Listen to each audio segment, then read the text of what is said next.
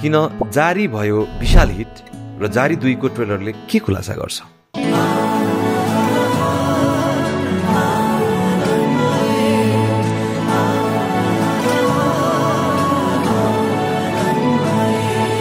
अहिले जारी 2 रिलिज भइसकेको छ, जसले सबैभन्दा ठूलो प्रश्न उठाएको छ, के यो फिल्म आफ्नो विशाल सफलताको भार वहन गर्न सक्षम हुनेछ? यस भिडियोमा हामी पहिलो जारीको जादु के थियो भनेर बुझ्नेछौँ र त्यसपछि नयाँ फिल्म जारी 2 सङ अफ च्याब्रुङको ट्रेलरको विश्लेषण गर्नेछौँ। के यसले फेरि पनि त्यस्तै सफलता बटुल्न सक्छ? जारीको धरातल। पहिलो फिल्म किन यस्तो चर्चित भयो भन्ने बुझ्नु अघि यसको सांस्कृतिक जरा बुझ्नुपर्छ। यो नेपालको पूर्वी भागको लिम्बू समुदायमा आधारित छ र जारी भन्ने परम्परालाई कथाको केन्द्रमा राख्छ। यस प्रथा अनुसार यदि कुनै पुरुषकी श्रीमती अरू कसैसँग भाग्छिन् भने नयाँ श्रीमानले पुरानो श्रीमानलाई क्षतिपूर्ति तिर्नुपर्छ। हेर्दा वैवाहिक विवाद वा सामाजिक व्यङ्ग्य जस्तो लागे तापनि पूर्वी समाजभित्र रहेको सांस्कृतिक परम्परा र मान्यताको कथा हो यो। यसले जारी प्रथालाई मनोरञ्जनात्मक रूपमा होइन, भावनात्मक र सामाजिक प्रतिबिम्बको रूपमा प्रस्तुत गर्छ, जहाँ प्रेम, अधिकार र सम्बन्धको टकरावलाई सजिलै महसुस गर्न सकिन्छ। निर्देशक उपेन्द्र सुब्बा, जो आफै लिम्बू समुदायका हुन्, उनले पर्दामा त्यो सूक्ष्मता र सम्मान देखाएका छन् जुन बिरलै भेटिन्छ। जारी भनेको केवल प्रेम टुट्ने वा अर्को सम्बन्ध सुरु हुने कथा होइन। यो नेपाली समाजको गहिरो संस्कृतिबाट जन्मिएको एउटा यथार्थ हो। पुरानो चलन अनुसार जब पत्नी अर्को पुरुषसँग जान्थे, तेस्रो पक्षले पहिलो पतिलाई जारी रकम तिर्नुपर्ने प्रथा थियो। यही सामाजिक व्यवस्थाभित्रको प्रेम, मान मर्यादा र अधिकारको सङ्घर्षलाई फिल्मले हास्य र भावनाको सुन्दर मिश्रणमा देखाउँछ।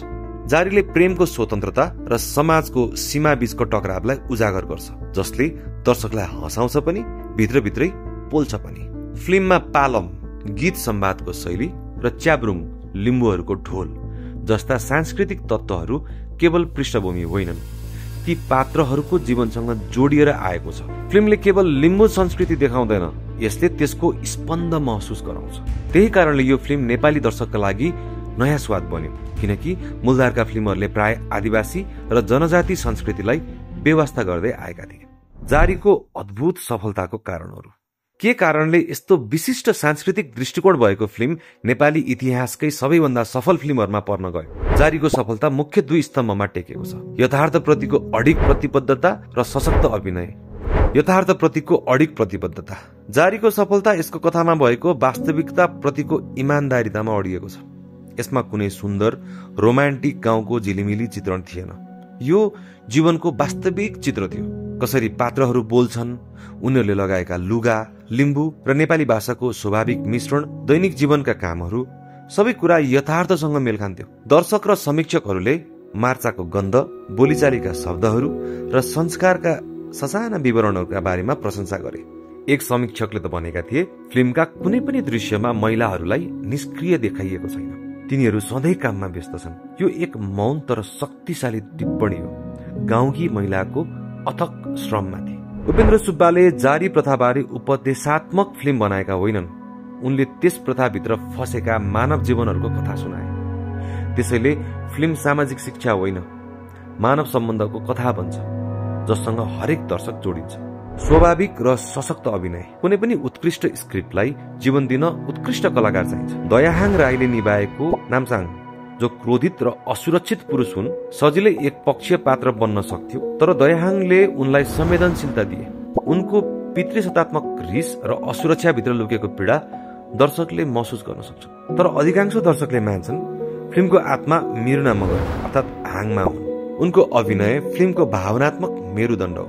मौन पीडा, सामाजिक लाज र भित्रको बल सबै एकैचोटि। उनलाई पर्दामा हेर्दा लाग्छ तपाईँ चलचित्र होइन, जीवन देख्दै हुनुहुन्छ।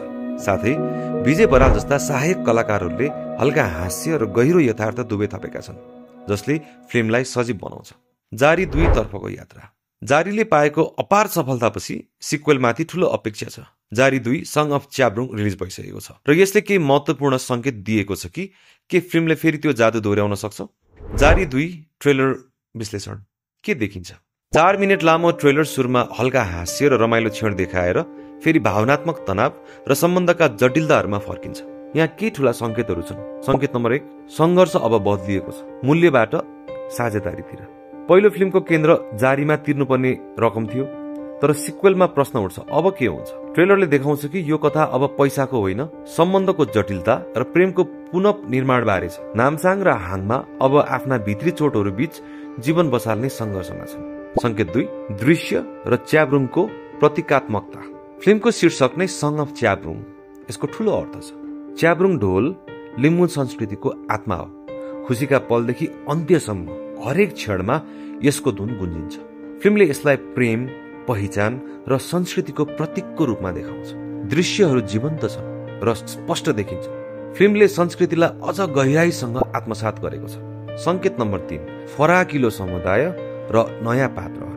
दयाहाङ र मिरुनासँगै बुद्धि तामाङ र रिचा शर्मा जस्ता कलाकारहरूको उपस्थितिले अब कथा केवल जोडीको सम्बन्धमा सीमित छैन, यो समुदाय र सामाजिक संरचनासम्म फैलिएको छ भन्ने जनाउँछ। ट्रेलरले उत्साह जगाउँछ, तर केही प्रश्नहरू खुला छन्। के यो फिल्मले पहिले जस्तै यथार्थ र भावनाको सन्तुलन राख्ला? के यसपटक हाङमालाई अझै बढी सशक्त रूपमा प्रस्तुत गरिनेछ? र सबैभन्दा ठूलो, अब जारी सकिएपछि कथा कसरी नयाँ सङ्घर्षमा प्रवेश गर्छ? जारी सफल भयो किनभने त्यसले सरल र गहिरो कुरा गर्यो, सत्य र इमानदारीसँग कथा सुनायो। यसले लिम्बू संस्कृतिलाई सम्मानपूर्वक पर्दामा उतार्यो र दर्शकहरूले त्यसमा आफ्नो जीवन र पहिचानको झल्को देखे। जारी 2, सङ अफ च्याब्रुङको ट्रेलर हेर्दा लाग्छ यो सिक्वेल पहिलो फिल्मको सफलतालाई सम्मान गर्दै अझ गहिरो र मानवीय कथा सुनाउन तयार छ। यो केवल प्रेम र संस्कृतिको दोहोरिने कथा होइन, यो विवाह पछिको सम्बन्ध, सम्झना र दूरीको नाच हो, जसको ताल च्याब्रुङको ढोलसँग सुन्दर रूपमा धड्किन्छ। फिल्ममा फेरि त्यही च्याब्रुङको धड्कन, बुद्धिमत्तापूर्व संवाद, हास्य र भावनाको आँधी सबै झल्किन्छ। यी मेरा विचारहरू हुन्, तर तपाईँले ट्रेलरमा के देख्नुभयो भन्नुहोस् है।